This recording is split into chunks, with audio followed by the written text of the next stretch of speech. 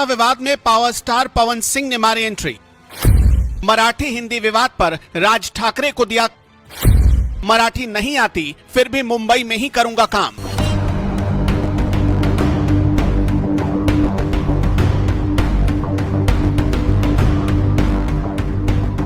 भाषा से पेट नहीं भरता, ये नेता भी जानते हैं, फिर भी चुनावी मौसम में भाषाई बम फेंक जाते हैं, क्योंकि यहाँ न मराठी अस्मिता की बात है, न ही मराठी भाषा के सम्मान की।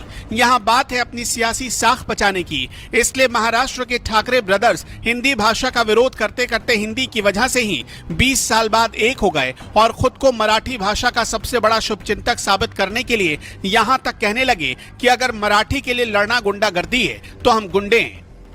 मराठी माणूस न्याय मागण्यासाठी आंदोलन करत असेल आणि त्याला जर का तुम्ही गुंड म्हणत असाल तर आम्ही गुंड आहोत।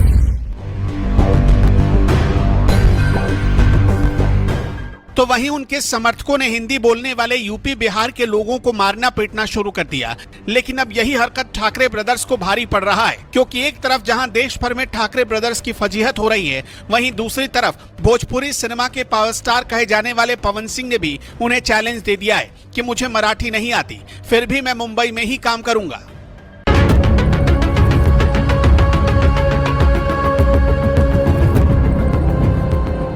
दरअसल जिस मुंबई में बैठकर ठाकरे ब्रदर्स राजनीति करते हैं, उस मुंबई में देश के कोने कोने से लोग नौकरी की तलाश में आते हैं, जिनमें बड़ी संख्या ऐसे लोगों की भी है जो पिछले कई सालों से मुंबई में रह रहे हैं, लेकिन इसके बावजूद उन्हें मराठी नहीं आती। और अब लगता है कि मुंबई में रहने वालों के लिए यही सबसे बड़ा गुनाह हो गया है। इसलिए पिछले कई दिनों से राज ठाकरे के समर्थक मराठी नहीं बोलने वालों। फोन की मेमोरी भर गई है, नीचे दिए गए सफाई लिंक पर क्लिक करें।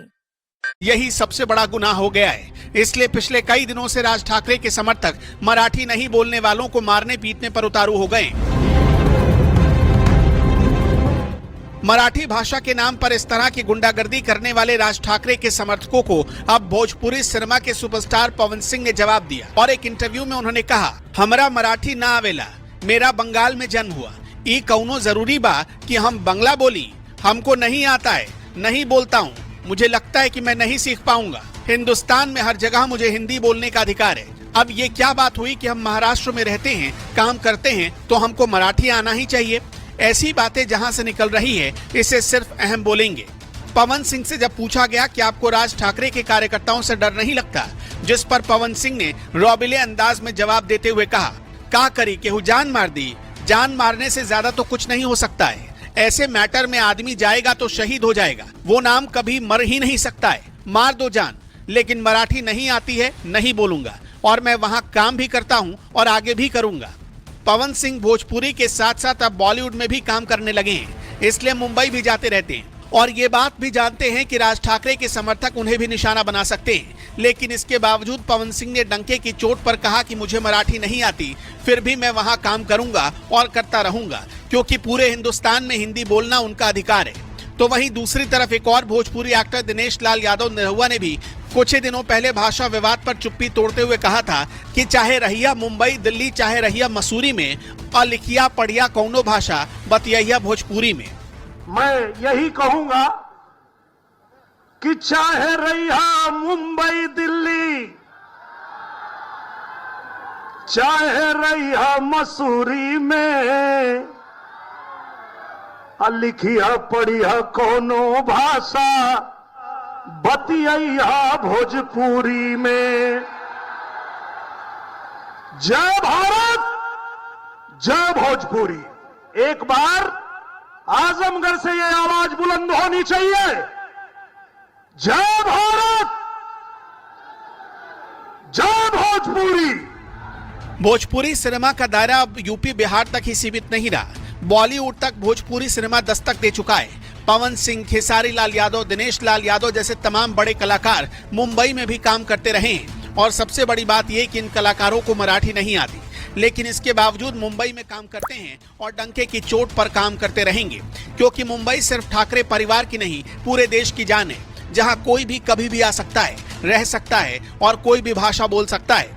जरूरी नहीं कि उसे मराठी ही आती हो और इसके बावजूद अगर ठाकरे के समर्थक भाषा के नाम पर मारपीट करते हैं तो महाराष्ट्र की सत्ता में बैठी बीजेपी सरकार को भी ऐसे अराजक तत्वों को तगड़ा सबक सिखाना चाहिए।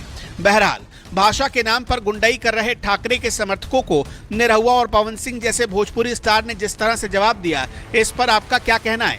अपनी राय हमें कमेंट में जरूर बताएं। साथ ही आजमगढ़ में कार्यक्रम के दौरान निरहुआ ने भाषा विवाद पर और क्या कुछ कहा वो भी सुन लीजिए। हमारे बोलने से पहले निरहुआ कुछ 2 लाइन गा दो। तो निरहुआ एक भोजपुरी कलाकार है पूज्य महाराज जी, और आपके आशीर्वाद से हम अपने भोजपुरी भाषा के लिए काम करते हैं। और जो लोग भोजपुरी भाषा बोलते हैं उनकी एक खासियत होती है कि भोजपुरिया जवान नहीं सहेला गुमान, बाई बतिया के गावे गावे हाला,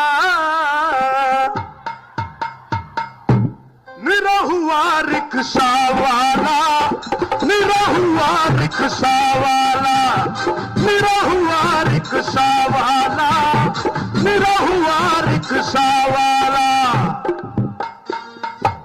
और जब देश के अलग अलग हिस्से में भोजपुरी बोलने समझने वाले लोगों के साथ कोई अत्याचार करने की कोशिश करेगा, कोई भी हमारे भोजपुरी बोलने वाले लोगों के साथ मारपीट करेगा, तो आज इस मंच से बताता हूं मैं उसको, जे ना गरीब संग करे इंसाफ हो,